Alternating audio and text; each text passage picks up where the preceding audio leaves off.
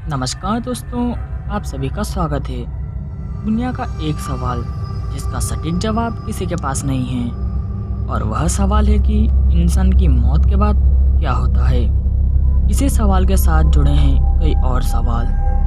सवाल यह कि क्या इंसान मरने के बाद स्वर्ग या नर्क में जाता है। सवाल यह कि क्या कुछ लोगों को ना स्वर्ग और ना ही नर्क मिलता है। सवाल यह, तो क्या फिर वह यहीं पृथ्वी पर हमारे साथ ही भटकते रहते हैं। सवाल यह कि क्या वाकई भूत और प्रेत और आत्माएं होती हैं। इनका सही जवाब किसी के पास नहीं।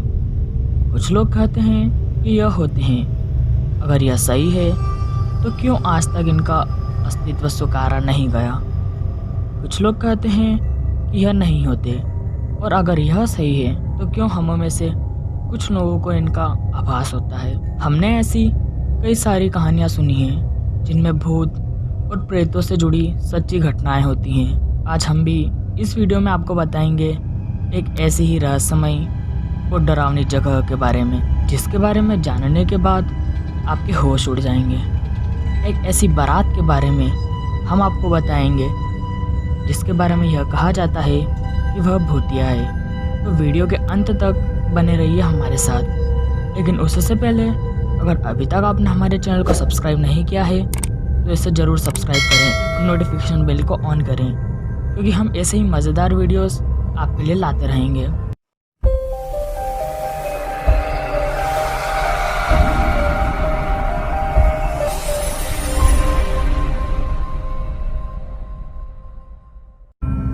जिस जगह के बारे में हम आपको बताने वाले हैं, यह जगह मौजूद है उत्तर प्रदेश के गोरखपुर जिले में स्थित एक छोटे से गांव बासपुर में। इस गांव में एक आम का बड़ा सा बगीचा स्थित है, जो कभी गांव वालों को और यहां से गुजर रहे राहगीरों को ठंडी छांव तथा मीठे फल देता था। लेकिन आज से लगभग 22 वर्ष पहले इस बागीचे में एक ऐसी घटना घटी जिसके बाद इस बगीचे में ना तो कोई आता है और न ही कोई इसके बारे में बात करना पसंद करता है। एक घटना घटी इस बगीचे को भूतिया होने की। उस साल से यहाँ अब इंसान नहीं बल्कि भूत और आत्माएं आती हैं। आसपास के लोगों का कहना है कि सूर्यास्त के बाद यहाँ इंसान तो क्या परिंदा भी पर नहीं मारता। बात है साल 1997 की, जब इस गांव के नामचीन व्यक्ति सुभाष कांता की बेटी का विवाह महात्म यादव से होना तय हुआ। दोनों पक्षों में शादी की तैयारियां जोर शोर से चल रही थी। अब आया शादी का दिन। आज सुभाष कांता की बेटी की शादी थी। बारात घर के थोड़ी ही दूर पर स्थित एक स्कूल में ठहरी थी।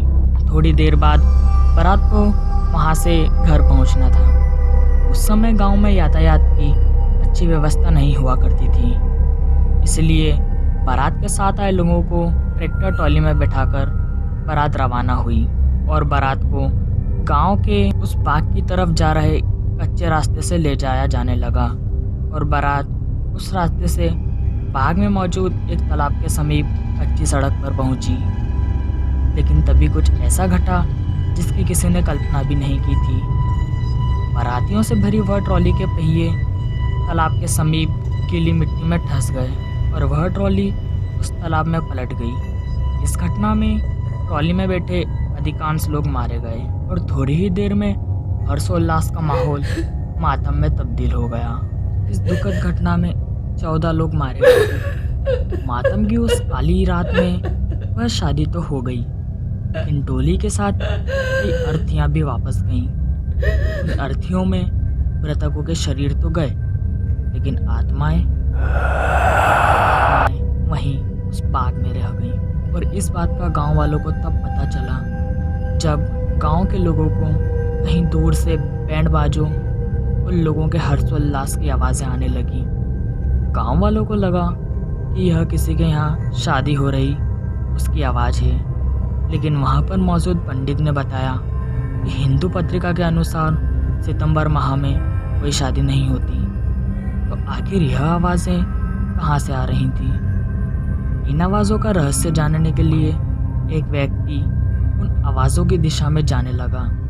और कुछ समय बाद वह उसी आम के बगीचे की तरफ पहुंच गया जहां वो दुखद हादसा हुआ था। वहां पहुंचते ही उसने कुछ ऐसा देखा जिसे देखकर उसकी आंखें फटी के फटी रह गईं। उसने देखा कि बगीचे में बहुत से लोग नाचते गाते और बैंड बजाते हुए जा रहे थे, लेकिन उन लोगों के चेहरे पर खुशी नहीं बल्कि दुख झलक रहा था। वह व्यक्ति अब तक यह जान चुका था कि वह उन्हीं मृतकों के भूतों को देख रहा है जिनकी मौत उस बारात में हुए हादसे में हुई थी। वो तुरंत ही वहां से भागने लगा, लेकिन उसे ऐसा लग रहा था कि वह भूतों की बारात उसके पीछे पीछे आ रही है। उस बगीचे के काफ़ी दूर आने के बावजूद उसे वह आवाज़ें साफ साफ सुनाई दे रही थी। जैसे ही वह अपने गांव पहुंचा, उसने अपने साथ घटी सारी घटनाओं को गांव वालों को बताना शुरू कर दिया। सुनने वालों को उसकी बातों पर पूरी तरह विश्वास नहीं हुआ। उस रात गांव वालों ने यह तय किया कि अगली सुबह ही वे सब उस बगीचे में जाएंगे। सुबह होते ही वे सब उस बगीचे में पहुंचे। वहां पहुंचते ही उन्होंने देखा कि वहां पर गीली मिट्टी में कई सारे लोगों के जूतों के निशान हैं, जबकि रात के समय कोई भी उस तालाब के आसपास नहीं जाता। तो यह निशान किसके हैं? यह देखने के बाद गांव वालों को उस व्यक्ति की बातों पर विश्वास हो गया, लेकिन अब वह व्यक्ति जिंदा नहीं था। उस घटना के बाद लगातार बैंड बाजों की आवाज़ें उसे सुनाई दे रही थी, जिससे उसका मानसिक संतुलन बिगड़ गया और दिल का दौरा पड़ने से उसकी मौत हो गई। इस दुखद घटना के बाद गांव के सभी लोगों को यह मालूम हो गया कि उस बगीचे में मारे गए लोग फिर से जी उठे हैं और तभी से कोई उस बगीचे में नहीं जाता। लेकिन तब से अब तक इस बगीचे ने कई लोगों को अपनी ओर खींचकर अपना शिकार बनाया है। गांव वाले यह दावा करते हैं कि जो भी उन आवाज़ों का पीछा करते हुए उस बगीचे की ओर जाता है वह कभी भी वापस नहीं लौटता। आज भी लोगों को यहाँ बैंड बाजों की आवाज़ें सुनाई देती हैं और आज भी यहाँ के लोगों की हर रात उन आवाज़ों के काले साए से गुजरती है।